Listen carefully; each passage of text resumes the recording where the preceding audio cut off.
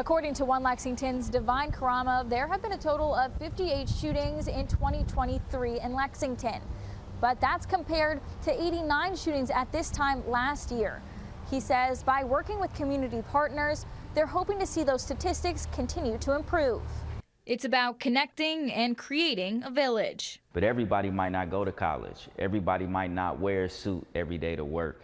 Doesn't mean that they can't be valuable. Seeing nearly 300 students each week, One Lexington has 16 different weekly groups that work throughout the community.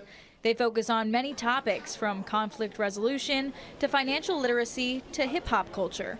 And so now we can focus on that. We can bring community partners together. We can be a little bit more strategic because we're not in the crisis mode that we were in last year. Karama says they want to tackle issues straight from the root, helping families in addressing conditions that some youth are living through. Obviously, as a black man myself, gun violence disproportionately impacts my community. So seeing less young black men in a casket is always a good thing. Seeing less young people of any race in a casket is always a good thing for me. In Lexington, Julia Sandor, WKYT.